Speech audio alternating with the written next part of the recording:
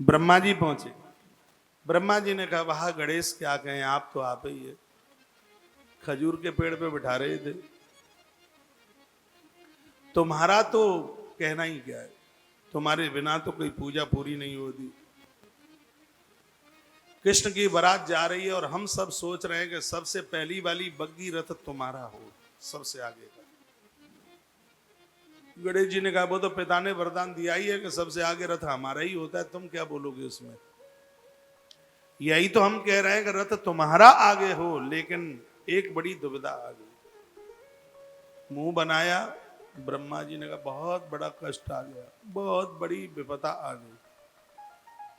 और गणेश जी के दरबार में विपदा शब्द ही नहीं होता,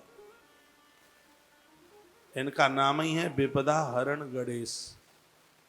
तो गणेश जी के कई नाम है, उसमें विपदा हरण नाम है इनका।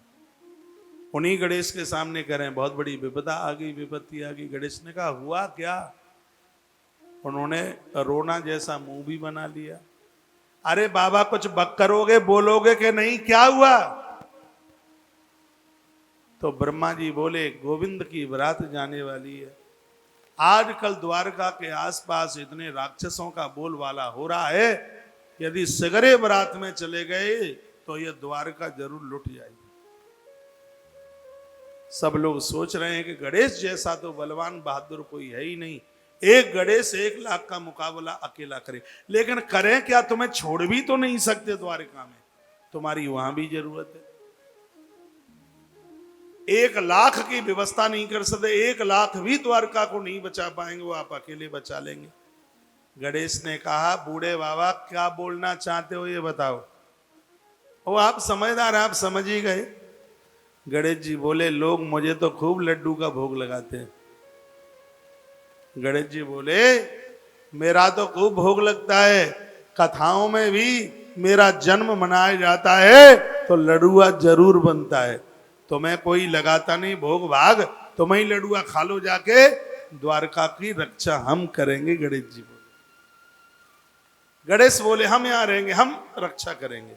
हाँ वो ही तो हम कह रहे थे। ब्रह्मा जी बोले, ब्रह्मा जी इंद्र के पास पहुंचे, कहा काम बन गया। अपने आप भवानी बक करी, वो अपने आप ही मान गए कहा हम रहेंगे यहाँ। सो महाराज सगरे सजे धजे बारात चली, नारद जी भी संग में थे। जैसे ही बारात आगे बढ़ी तो नारद जी लौटाए। नारद जी पे तो काम ही यही होते हैं। नारद जी लौटाए सीधे गणेश जी के पास, ओ जी ओ जी ओ जी कैसे हैं। गणेश जी ने ठोड़ी पकड़ करके कहा ठीक है। बारात में नहीं गए,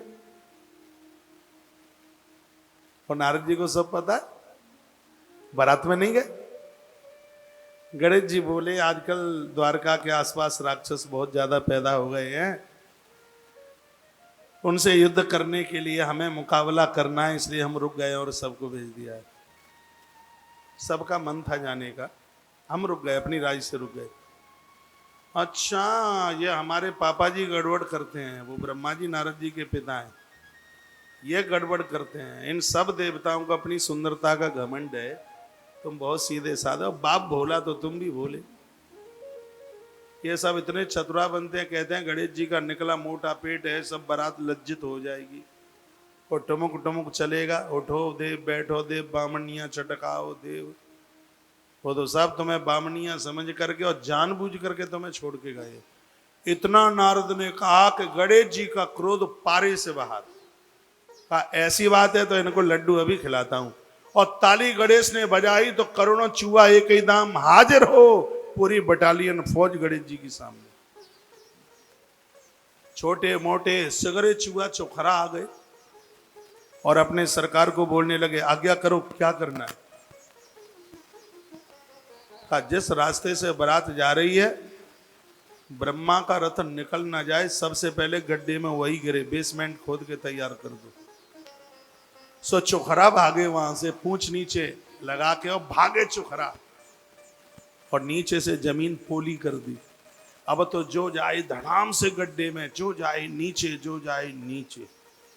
ब्रह्मा जी ठोड़ी पर हाथ लगा के कहे कि ये हुआ तो हुआ क्या, नारद जी ने कहा गणेश को बिठा करके लड्डुआ खाओगे, खाए लो कलींदो। ये सब मेहरबानी गणेश की है। अच्छा, उसी समय विधाता ब्रह्मा ने गणेश की स्तुति की। गणेश अथर्व शीर्ष बोला, प्रसन्न हो गए। इन्होंने गलती मांगी, गणेश जी वहीं प्रकट हो गए। बोलो गजानंद भगवान की जय हो। सगरे देवता कहने लगे प्रभु हमें क्षमा कर दो, हमें माफ कर दो, हम आपको समझ नहीं पाए। तो भगवान के गणों ने सगरे देवताओं को बाहर निकाला, चुखरों को कहा कि गड्ढे में से मिट्टी उठाइए, वहीं पटक दो ले जाके। सड़क बना के तैयार कर दी गई। भगवान गजानंद के बिना ना कोई बारात, ना कोई घरात, कुछ नहीं। पार्वती मैया जब मंडप में बैठी थी ना, तो क्या बोली? कहा गणेश को जरूर पूज लेना, सती जन्म में गणेश को नहीं पूज पाए सो मर गए आग में कूद के, इसलिए ना ठीक से गणेश जी को पूज लेना। गणेश जी अनादि और अनंत हैं। शंकर पार्वती का विवाह हो रहा था, तब भी गणेश की पूजा हो रही।